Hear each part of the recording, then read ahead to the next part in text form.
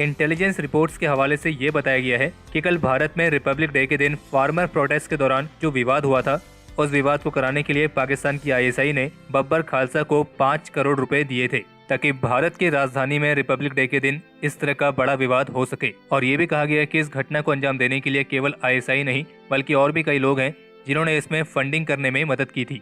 और ये सारा पैसा Britain, US, Germany, Italy, Australia, New Zealand और कनाडा जैसी कंट्रीज से लाया गया था। और ये हवाला, कैश कुरियर्स, एमटीएसएस प्लेटफॉर्म जैसे कि वेस्टर्न यूनियन और क्राउड फंडिंग के माध्यम से दिया गया था। और जबकि इस रिपोर्ट में कुछ सोर्सेज के हवाले से ये भी कहा गया है कि इसके लिए फंडिंग इकट्ठा करने के लिए ऑनलाइन प्लेटफॉर्म्स भी इस्तेमाल हुए थे।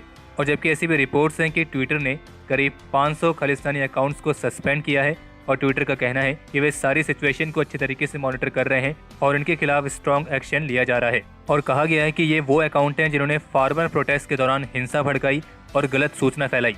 और इस बात में कोई डाउट नहीं कि कल जो घटना हुई है वो बेहद ही शर्मनाक थी। और आपको क्या लगता है कि ऐसी घटना से किसको फायदा होता है? सीधी सी बात है, पाकिस्तान और चीन जैसे देशों को। क्योंकि ये बात आप हमेशा याद रखिए कि जब तक हमारी ग्रेट इंडियन आर्म फोर्सेस, हमारी ग्रेट सारे सिक्योरिटी फोर्सेस दिन रात सीमा पर खड़े होकर इस देश की सुरक्षा कर रही है, तब तक इस देश को बाहर से तोड़ने की हिम्मत कोई भी नहीं कर सकता है। और इसलिए जितनी भी भारत विरोधी ताकतें हैं वो भारत को अंदर से तोड़ने की कोशिश करती हैं। और इसलिए हम सभी का फर्ज बनता है कि हम इस देश को सबसे ऊपर माने। और कल जब हमने अपने सोशल मीडिया हैंडल्स पर इस इंसिडेंट के बारे में कई पोस्ट किए थे तो हमें ऐसी कई सारी क्वेरीज आ रही थी कि हम ये सब चीजें एक के बाद एक पोस्ट क्यों कर रहे हैं। तो हम फिर से आपको यही कहेंगे कि अभी तक जो ये प्रोटेस्ट था ये पॉलिटिकल था और ये चैनल किसी भी राजनीतिक पार्टी को सपोर्ट नहीं करता है।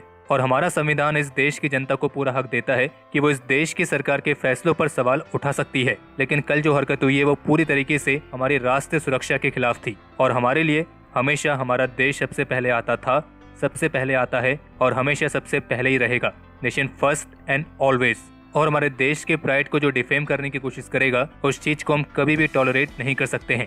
और इसलिए हम सभी का ये कर्तव्य है कि हम इस बात को समझें कि हमारी सरकार से कितनी नाराजगी हो, लेकिन वो नाराजगी कभी भी हमारे देश की सुरक्षा पर, हमारे देश की शान पर, हमारे देश के सम्मान पर नहीं आनी चाहिए। और ये भी याद रखना कि हम सभी भारतीयों में एकता नहीं थी, इसी वजह से मुट्ठी भर अंग्रेज हम करोड़ों भारतीयों पर इतने सालों तक राज करके चले गए।